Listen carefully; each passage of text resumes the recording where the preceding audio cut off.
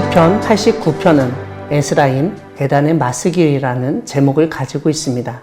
시편 88편이 에스라인 헤만의 마스길이었다는 점과 비교해 볼 수 있습니다.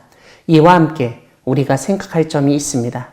시편 89편은 5권으로 구성된 시편 중 제3권의 마지막 시편이라는 점입니다. 즉 73편부터 시작된 제3권이 89편으로 끝납니다. 오늘 본문 52절은 여호와를 영원히 찬송할지어다 아멘 아멘으로 끝맺습니다. 오늘 본문 시편 89편은 여호와 하나님의 성실하심과 관련된 다윗 언약을 다루고 있습니다. 1절에서 시인은 여호와의 인자하심과 성실하심을 노래하며 대대에 알게 하겠다고 선언합니다. 시인이 이렇게 말한 이유는 33절에서 하나님이 나의 인자함을 그에게서 다 거두지는 아니하며 나의 성실함도 패하지 아니하겠다고 약속하셨기 때문입니다. 그런데 문제가 생겼습니다. 삶 가운데 시인의 현실에서는 그러한 여호와 하나님의 인자하심과 성실하심을 경험하기 어려웠기 때문입니다. 그래서 시인은 49절에서 주의 성실하심으로 다윗에게 맹세하신 그 전의 인자하심이 어디 있나이까라고 탄식하며 질문합니다. 하나님이 다윗에게 맹세하신 내용은 3절과 4절에서 언급됩니다. 나는 내가 택한 자와 언약을 맺으며 내 종 다윗에게 맹세하기를 내가 내 자손을 영원히 견고히 하며 내 왕위를 대대에 세우리라고 말씀하셨습니다. 하나님의 택한 자를 19절에서는 백성 중에서 택함 받은 자로 언급됩니다. 27절을 보면 하나님은 그를 장자로 삼고 세상 왕들에게 지존자가 되게 하셨습니다. 이 사람은 38절과 51절에서는 주의 기름 부음을 받은 자로 지칭됩니다. 무엇보다 이 사람은 3절과 20절에서 언급하듯 내 종, 즉 하나님의 종입니다.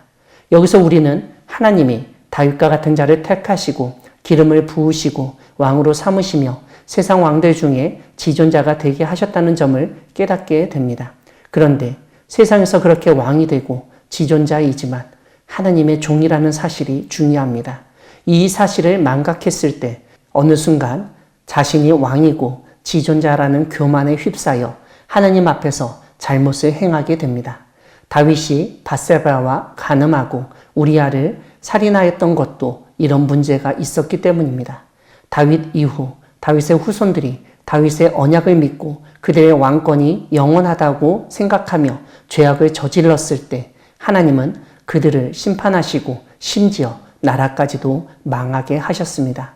오늘 본문은 바로 이 문제를 다룹니다. 38절에서 시인은 그러나 주께서 주의 기름 부음 받은 자에게 노하사 물리치셔서 버리셨다고 탄식합니다. 심지어 39절을 보면 시인이 보기에 주의 종의 언약을 미워하사 그의 관을 땅에 던져 욕되게 하셨습니다. 그래서 그의 모든 울타리를 파괴하시며 그 요새를 무너뜨리셨습니다. 43절을 보면 하나님은 그의 칼날은 둔하게 하사 그가 전장에서 더 이상 버티지 못하게 하셨습니다. 그래서 그의 영광을 그치게 하시고 그의 왕위를 땅에 엎으셨습니다. 이런 상황에서 시인은 하나님이 다윗에게 맹세하신 그 언약, 인자하심과 성실하심이 어디 있냐고 질문했던 것입니다. 사랑하는 광야교회 성도 여러분, 하나님은 인자하심과 성실하심으로 맹세하신 분이십니다. 구약 성경에서 하나님의 인자하심과 성실하심은 너무나 강조되는 표현입니다. 그런데 오늘 본문 8절에서 시인은 주와 같이 능력 있는 자가 누구냐고 질문하고 주의 성실하심이 주를 둘렀다고 언급하며 하나님의 성실하심이 능력과 연관되어 있다는 사실을 상기시킵니다.